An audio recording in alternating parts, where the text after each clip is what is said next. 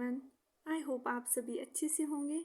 तो चलिए आज का टॉपिक स्टार्ट करते हैं, जो कि हमारे सेकेंड यूनिट का लास्ट टॉपिक है, जो कि ब्रिटिश पीरियड का रिपोर्ट है ऑफ 1944 में जो रिपोर्ट तैयार की गई थी बाय सार्जेंट। एंड ये जो टॉपिक है ये हमारे paper development of education system in India से है एंड प्रोग्राम बीएड।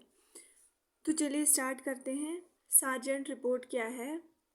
ये एक रिपोर्ट सबमिट किया था by John sergeant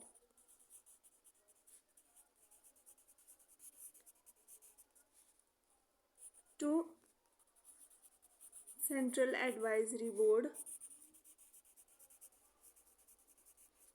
board of education. ठीक, सेकेंड वर्ल्ड वॉर जब हुआ था उसके बाद ब्रिटिश गवर्नमेंट ने एजुकेशन फील्ड के जो ग्रोथ के लिए काम करना स्टार्ट किया। तो जॉन सार्जेंट जो है उन्होंने एक रिपोर्ट तैयार की in for the field of education. तो ये रिपोर्ट इन्होंने central advisory board of education को सबमिट की और उन्होंने एक्सेप्ट भी की। ठीक, और इस सार्जेंट रिपोर्ट को दूसरे नाम से भी पुकारते हैं, that is sergeant scheme of education. ठीक,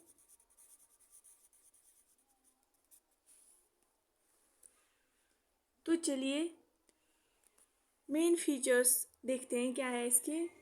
ये जो रिपोर्ट है इसने ज़्यादा फोकस किया किस पे? प्री प्राइमरी एजुकेशन पे,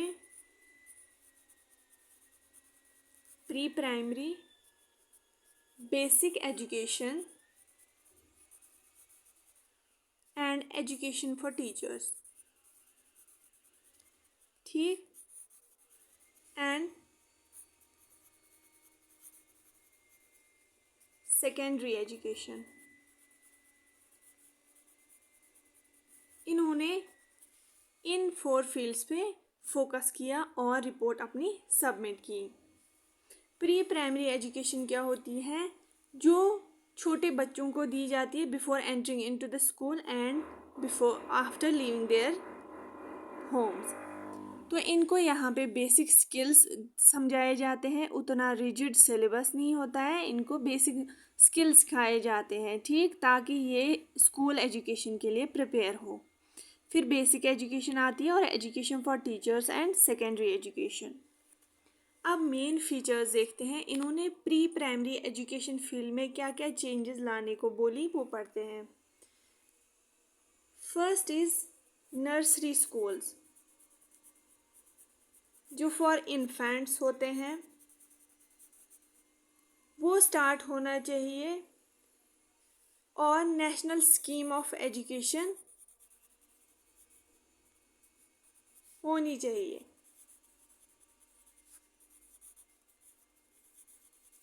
इन नर्सरी स्कूल्स में किन को एडमिशन मिलना चाहिए? वो बच्चों को जो 3 to 6 ईयर्स के हो उनको एडमिशन मिलना चाहिए। Second is pre primary education should be free. Pre primary education should be free in rural areas. जो रूरल एरियाज हैं उनमें प्री प्राइमरी एजुकेशन फ्री होनी चाहिए। जूनियर बेसिक स्कूल्स जो हैं, ये नर्सरी स्कूल्स जो हैं उन्हीं के साथ अटैच होनी चाहिए in rural areas and it should be free. अब बात करते हैं प्राइमरी और बेसिक एजुकेशन। इसके बारे में इन्होंने क्या बोला? Free and compulsory basic education should be for the students of 6 to 14 years. ठीक है, ये बात कहाँ हुई थी? ब्रिटिश पीरियड में, सार्जेंट रिपोर्ट में। फिर इन्होंने क्या बोला? Education should be based on some fundamental craft.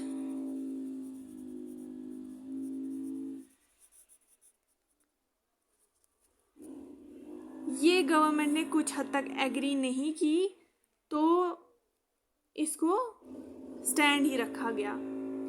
फिर आता है third, that is secondary education के लिए सार्जेंट रिपोर्ट में क्या लिखा गया था।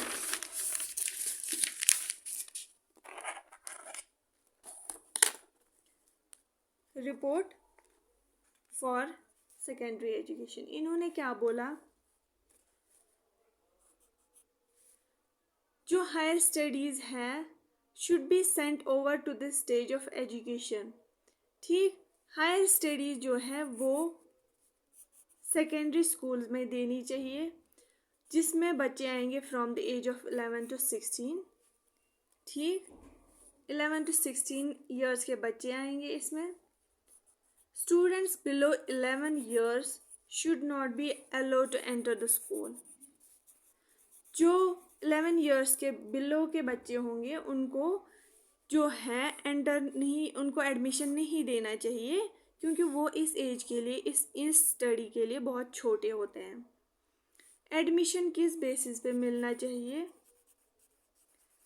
ऑन देयर एबिलिटीज़, वो इस एजुकेशन के लिए काबिल है कि नहीं, on their aptitude and interest. ठीक, ये सब चीज़ें on the basis of these admission मिलना चाहिए और वो अबव 11 ईयर्स और 11 ईयर्स होने चाहिए। In these schools the student shall have to study at least up to 14 years. 14 years की एज तक ऐसे स्टूडेंट्स को एजुकेशन देनी है और उनको अलाउ नहीं करना चाहिए to leave the school. They should not be allowed to leave the school before this age. And 50% of the students shall be free। 50% students जो है वो फ्री एजुकेशन लेने चाहिए इस स्कूल में, जो बहुत ही पुअर फैमिली से आते हों। स्कॉलरशिप्स भी प्रोवाइड होनी चाहिए ऐसे स्टूडेंट्स के लिए। फिर बात आती है यूनिवर्सिटी एजुकेशन के लिए, इन्होंने क्या बोला, डिग्री जो है that should be for 3 years. ठीक, 11th जो है 11th क्लास वो ऐड होना चाहिए हाई स्कूल्स में, and 12th should be added to universities. Okay, that means 3 years की यूनिवर्सिटी एजुकेशन होगी। ठीक, according to Sargent report. Training of teachers के बारे में इन्होंने क्या बोला, there should be an army of trained teachers. Army of trained teachers should be there. Central advisory board should be appointed।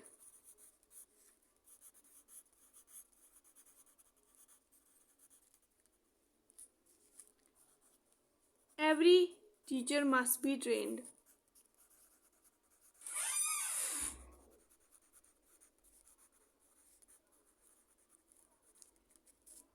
Teachers of all classes above the middle age should be trained graduates। Graduates जो है वो above middle age trend होने चाहिए, and teachers of nursery and infant schools and classes should be mostly women. जो nursery schools की teachers हैं वो mostly होनी चाहिए वुमेन, क्योंकि वो ही बच्चों को अच्छे से संभाल सकती है, क्योंकि एज अ मदर जो है एक्ट करती है वो, तो वो उनके लिए जो अफेक्शनेट होंगी वो टुवर्ड्स स्टूडेंट्स और उनको अच्छे से संभाल भी सकती है। तो नर्सरी के लिए और इन्फेंट स्कूल्स में टीचर्स जो है वो मोस्टली वुमेन्स होनी चाहिए।